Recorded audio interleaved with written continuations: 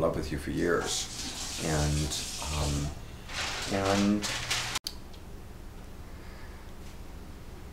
I love my life, and I love my wife, and it's really kind of wonderful to share this experience of our marriage and our relationship.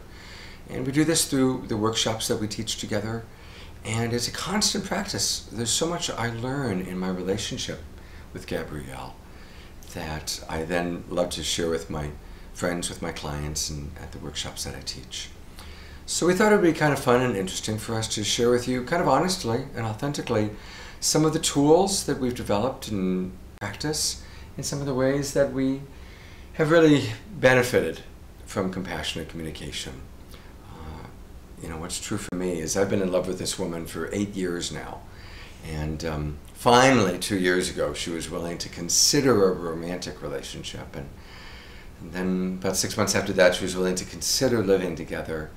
And then after that, she was willing to consider my proposal of marriage, and then we indeed were married in March of 2009. We say we got married because we were married in Maui. And so we'll share with you some of the tools and some of the things that we've learned that we practice in our life and in our daily relationship. What's something that you'd like to share with people that comes to your mind? Well, I'd like to say that this is for sure the most deep and profound, most loving relationship that I've ever shared with a man or a woman. And since Scott and I have known each other for that long, I have seen him embarking on the path of compassionate communication. And he's done it with so much passion and compassion. You've always had a beautiful heart. And the compassionate communication really helped that heart to blossom and also to be able to share it in a clear, understandable language. So we were able to bring our communication together. And the most important part is, you know, deepening the trust between us, and also feeling heard and being able to share some more vulnerable things and feeling safe with that. So we've really established a depth in our relationship that I have never experienced before, and that I'm very grateful for, and I accredit compassionate communication to that quite a bit. Thank you. You know, I think a piece that comes to my mind that's so important is differences are inevitable.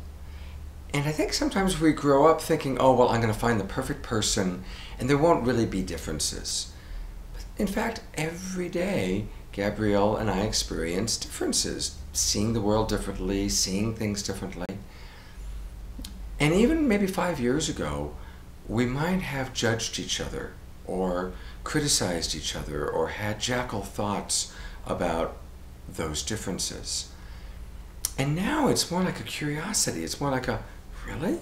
You see it that way? Or that's what you experienced? Or that's how you remember it? There's not any kind of an attack or a criticism, but more just a curiosity of, wow, this woman that I love, that I live with, that I share my entire life with, can see the world or see parts of the world or experiencing things that we've experienced together so differently. And now it expands my experience of life. It expands my view of the world. And I'm really grateful for that. And it's compassionate communication that's helped us, I think, to not take the differences personally, to not go into that attack or blame or kind of trippy mode, but to just kind of go, wow, that's amazing. You see it that way and I see it this way. Is it like that for you? Yeah, it was like that. And I'm also understanding that to be in a relationship, an incredible amount of flexibility is very important. And at the same time, to keep the balance, to understand where we're at, and the other one can help us with that, but also have a certain centeredness and a flexibility at the same time. Because it's not about giving in. Compassionate communication is not about giving in. It's about understanding and reflecting back, feeling heard and feeling understood.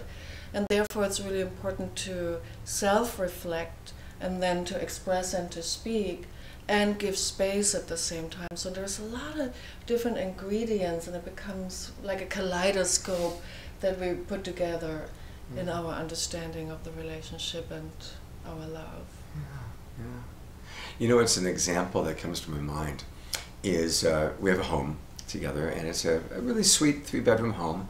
And Suchi is beautiful with creating a home, and so her nickname is Suchi. And so I'm a guy. I mean, I'm not great with creating beauty. So I just agreed, okay, you can design the home. And she likes things to be very neat and very orderly and very tidy. And I'm kind of not that way. So we actually found a balance. My room, I have one room that's my office, and it is an absolutely well-organized mess. And she walks in, and I just see her go, take a deep breath and accept, okay, this is his room. He's allowed to keep it however he likes. And really, it's totally messy, but in my own little well-organized way, every stack and every pile has a certain purpose. It's my own well-organized mess. On the other hand, you go into every other room, our shared bedroom, her office, the kitchen, the dining room. It's all very neat, very tidy, very organized. So she's trained me to keep the rest of the room clean, clear, tidy, and organized, but I get to have my room that's kind of my little crazy Scott way. And I was just thinking about that as kind of the way where we found a way to meet each other's needs. That's right. In a very human way. It's a negotiation and finding out what we need and where we need to take our stand. I had a lot of ideas of transforming his room, and finally had to learn and understand in a compassionate way that this is what he needs. And we can't always change our partner to where we want them to be, but we can negotiate, we can make it work, we can make it fit with the communication that doesn't involve blame or shame or I am right and you are wrong, and that's what we have learned throughout this process. So it's much easier to get to the core of an issue and try to find a solution. One of the things that's a blessing for me, Gabrielle, is she has a natural consideration of others. My experience of her, and honestly I don't think it's from her study of compassionate communication, I think it's from just her combined life experience, is she very rarely will say something to me that's a challenging subject or that might be difficult to hear without her clearly having thought through how she's going to present it, how she's going to say it. And she inevitably says it compassionately with a lot of consideration for my needs and my feelings. And that in turn inspires me to do the same.